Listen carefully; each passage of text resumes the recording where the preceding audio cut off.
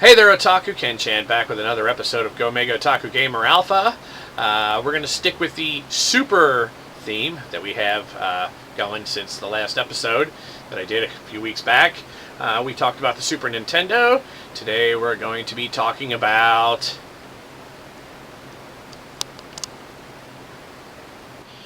the Japanese Super Famicom from Nintendo. Getting back into the specs, it's basically the same specs as the Super Nintendo, but let's just do a quick rehash. It's the Super Famicom is a 4th generation console.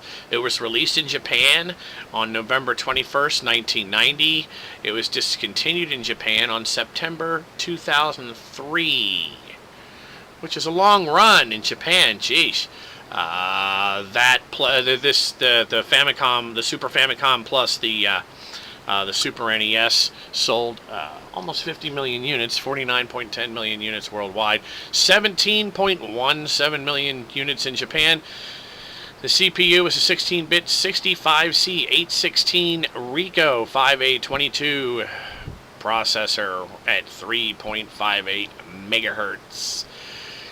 And their online service in Japan was Satellaview. Okay, no idea. Alright, and of course later games that they had for the system, like Star Fox, which I'm sure they did in Japan as well, had the Super FX chip built in to the cartridge. Let's take a look at this system here. Now, first let's look at the system, and then we're going to compare it. I'm bringing out again, once again, the Super Nintendo, because we're going to look at similarities, and we're going to look at differences. Now, the way this is laid out here is more similar to the way the European version was laid out also. And this is the controller here. Now, with mine, because if you see or notice how short this cable is. This is it. Let's see if I can... that's it. That's about 3 feet of cable, not even. In Japan, I'm assuming that the deal is you pull something like this out of the entertainment center and you stick it on the floor in front of the kids, and then they sit here with the controllers nearby, which is why they don't need long cables for controllers, because I mean this cable, there's nothing. I mean this cable's really short. I have on my system, I use this, of course, tricked out program pad, and it's got a nice long lot of cable to it here, so that takes care of that problem. But I want to show you what this looks like in its in the purest form that I possibly can. So this is the controller switch, and you'll see that whoever had this, they poked it with something here. I don't know if you can see. There's like these little holes or something. Like they got mad at it and they stabbed it with a scissors, or maybe they tried to bite it. I don't know, but it doesn't get in the way of the gameplay. And they have different colors for the buttons here. All four buttons are different colored. Which is interesting. You don't see that in the American version at all. XA and YB right here. Start button, select button, rocker switch here. You got your bumper pads, your bumper clicker, your outside clickers right here. That's the controller. And of course you have 2 ports on the front. Exact same port on the Super NES. We'll look at that then. Power switch, eject button, reset button. Cartridge slot, slam shut. Okay. On the back, we have the multi-out. We have a standard RF with channel 1 or channel 2 switch, and then a DC in. Okay, now similarity. Let's look at the controllers here. This is the American and Japanese version on the top, American version on the bottom. If you'll see or notice, it looks like they're basically the same. This has this little thing on it here. This color arrangement, I'm not sure the significance of that. not to be found on here. And this says Nintendo Super Famicom, while this says Super Nintendo Entertainment System on it. Same guts.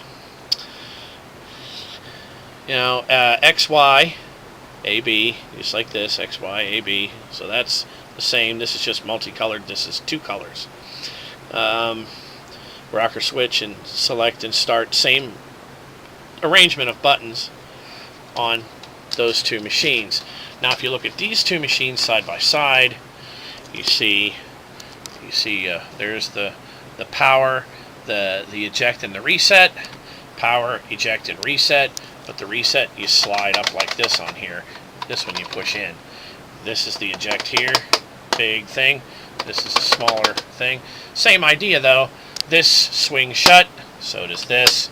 On the back, you know, we have basically the same kind of arrangement that you have on here. The only difference is this DC plug is different from this one. This one is more proprietary. You can't just get any old thing and plug it into that. You see there's like a little pinhole in the middle of that one. And of course, this says channel 3 and 4. So maybe this does literally mean channel 1 and 2. We'll find out. I forget. Like I said, it's I hook these things up, I get them to work, and once that's it. That's it. You know, I don't have to keep screwing around with it. Now let's look at the games, and we'll look at the similarity of the games too and the differences. This is a Super Famicom game. This is Super Mario World, and it looks like some Japanese kid probably put his name on there. He probably tried to write his name. It looks like it's worn off a little bit. But this is Super Mario World, the Japanese Super Famicom version, and this is the American version of Super Mario World, same game. If you go and do this, you see a very, very big difference in the shape. No difference in the cards. The cards are the same cards. I assume the Japanese one has Japanese language on it, though, where the American version won't. And the shape is different, too, as you see. If you see or notice here, this is rounded here and here, and this is squared off. So, and this has, what is it here?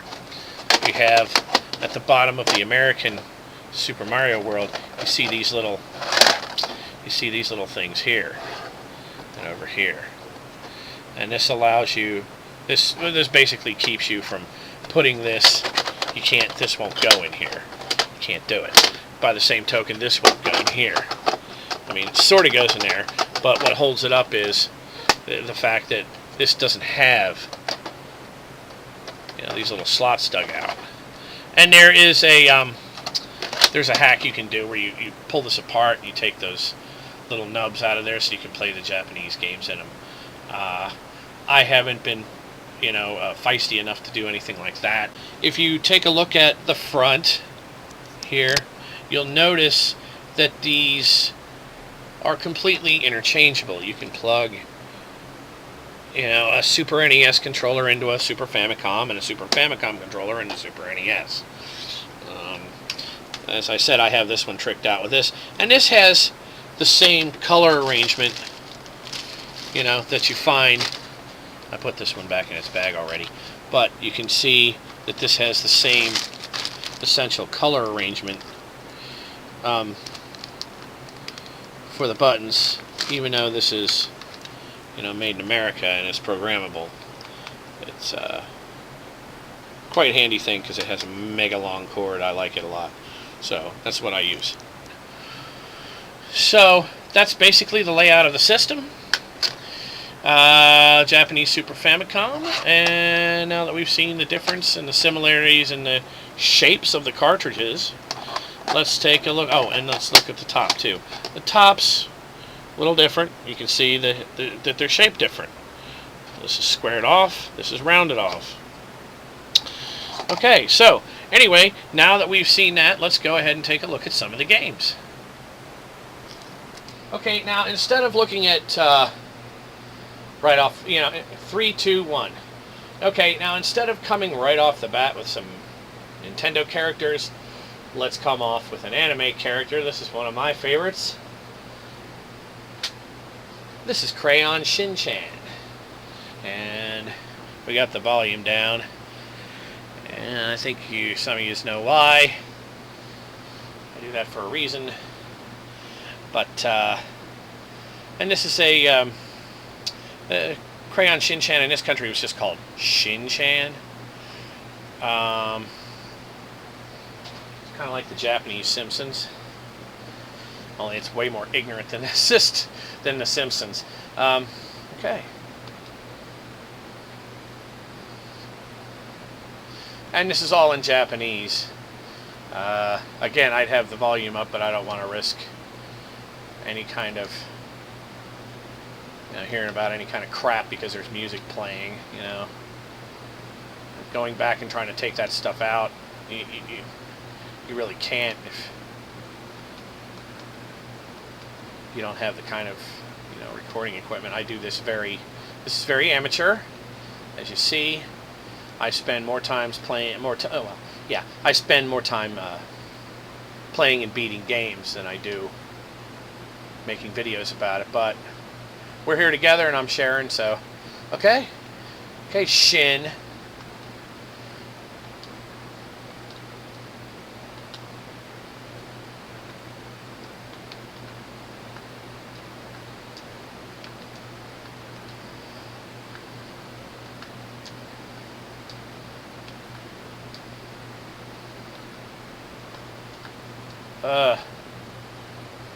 Yeah, this is difficult.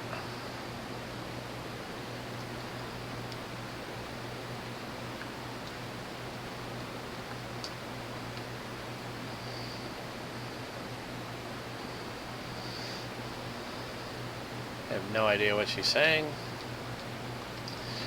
But I played this off and on for a little while, and I got pretty much the idea. It's really not something that's really all that text intensive, as much as you might think.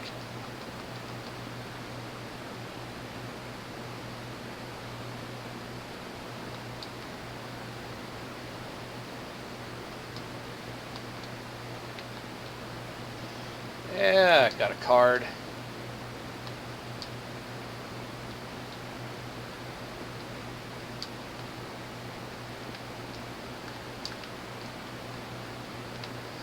I think he can.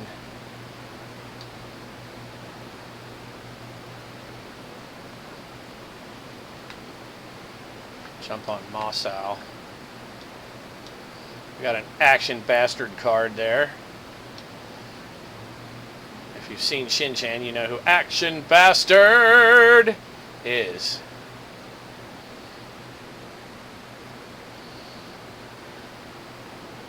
And it's like a platformer type thing. So, while we're looking at this Shin-Chan, let's look at the other Shin-Chan game I have for this. Okay, and this is Crayon Shin-Chan 2. Masao Kazama, they call him. His name is Georgie in the American version. Comically enough, his name is Georgie in the American version. He's like this rock-ribbed young Republican. See, Chin goes to an American school in Japan. And there's American kids there, but Shin's not American, he's Japanese. He's a little pervert. He likes all the hot ladies. Even though he's 5 years old. Him and his father both. Even though his father's married.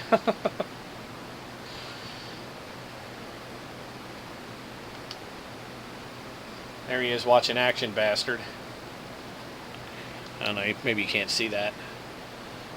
Something comes out of the TV. Let's start this. Doesn't look very happy about it.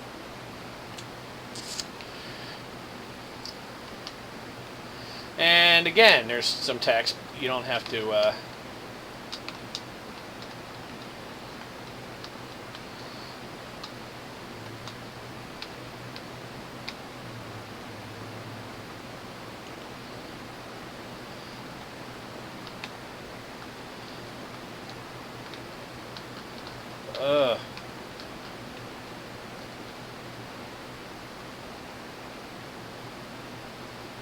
can't go that way. Maybe you can. Let's find out. Oh yeah, here we go.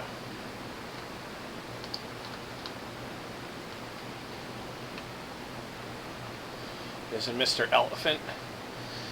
If you know what Mr. Elephant is, I'm not going to explain it to you. If you don't know what it is, watch the show. He does the Mr. Elephant dance for his little sister.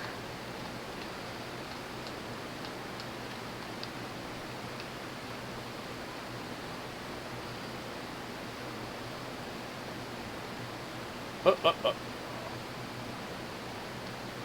I guess he has like a cockroach problem in this game or something. There's another Mr. Elephant.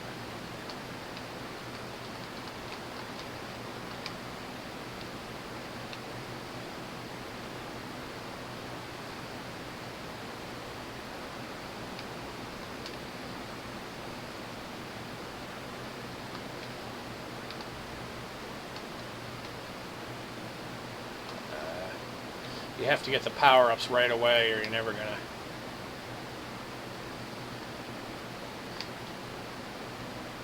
Those are some mighty big bugs he's got there.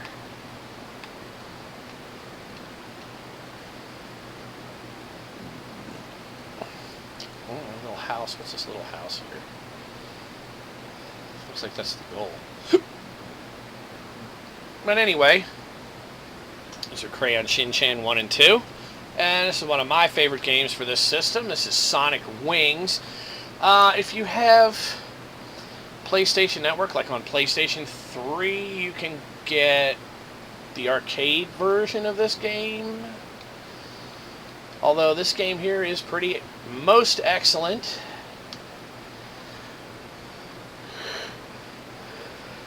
I like playing the Japanese fighters because they have like the crazy lasers and crap.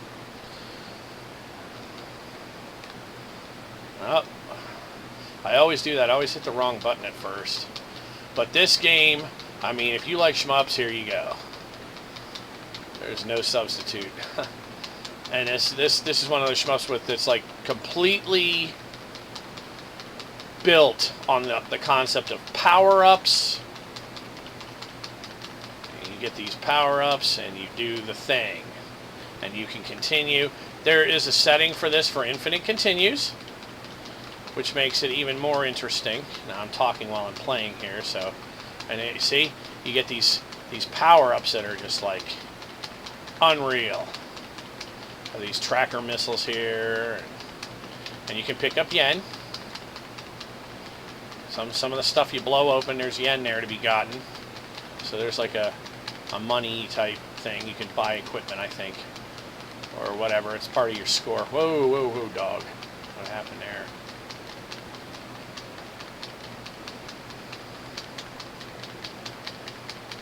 And then, of course, you pick up smart bombs. The smart bomb for this thing isn't really a bomb. It's more like a super kind of laser thing. Oh, my God. It gets kind of hectic. Here we go. Here's where you smart bomb. Bam! Shazam! Look at that. Bam! Let's see if I can hit him one more time. Bam! Okay, this guy should be done any second now. Oh, or maybe I'm done any second now. Here we go. Boom, boom, boom, boom, and then you line up with that crap because I want it. Yep, got it. Took down the first boss. And that's what that looks like. Sonic Wings. Okay, yeah, all you Wolfenstein fans out there that are playing that new Wolfenstein game, New Order, or whatever the hell it's called. I have it here for, I've been playing it for PS4.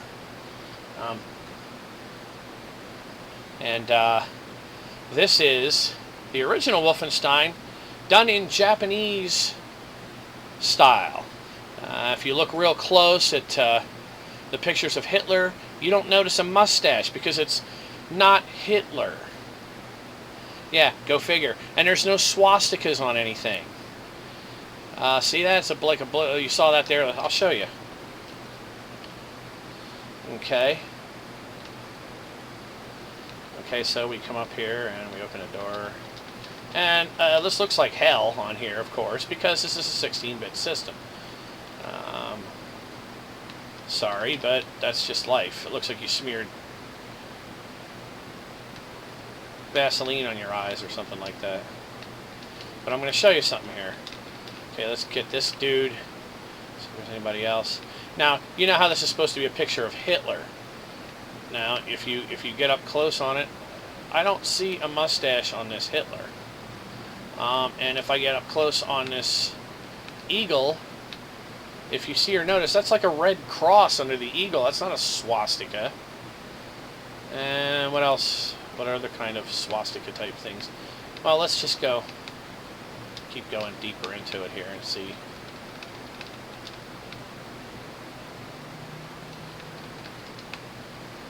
Okay, go up on here.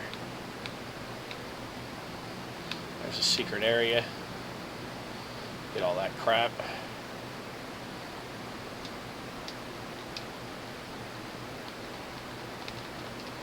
Okay, here we go.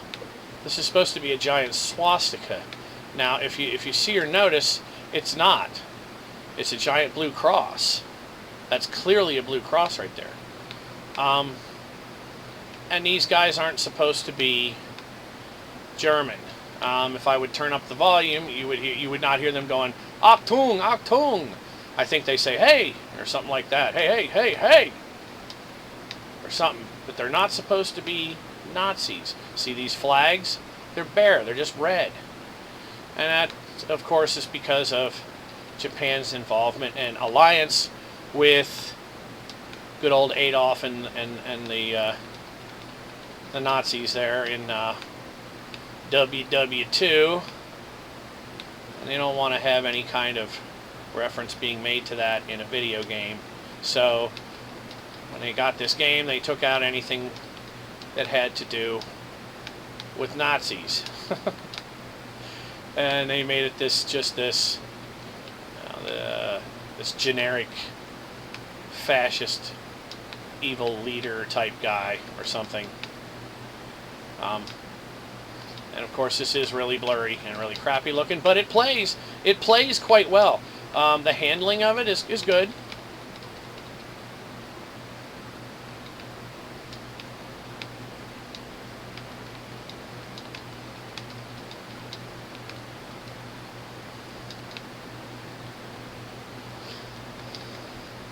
Red cross, red cross. I'm going to go in here, and that's the end of the level. So there it is, Wolfenstein 3D for Super Famicom. Well, what can I say? At the end of the day, if you're really into casual gaming, I would go with the Super NES anyway. If you want Japanese version, though, and you want some of the quirkier, stranger Japanese games like that Crayon Shin-Chan game, I would try to find myself a Super Famicom. They're pretty common, actually. If you look for them on eBay, they're not that much money. You can get them for cheap. Some local, mom and pop, because they're all mom and pop, used game stores will have them and carry them. Any place that carries a Mega Drive will carry something like that, certainly, or at least be able to get them. So I'm recommending this to the more hardcore collector, not a real hardcore collector, but a more, prone to collecting type collector. It's not just for casual games, but even though there are a lot of casual games on the system. And that's the Super Famicom. Next week is Too Many Games, and I will be there, and I will have coverage of that, some of my casual footage from Too Many Games. I hope everyone that tuned in last year to see last year's Too Many Games will tune in again this year. Tell some friends, share, subscribe, do all that fun stuff. And I won't have live coverage of the thing. I will have coverage probably about a week after, something like that. So you'll have some footage of that you can chew on and enjoy. Okay, we'll see you back here later.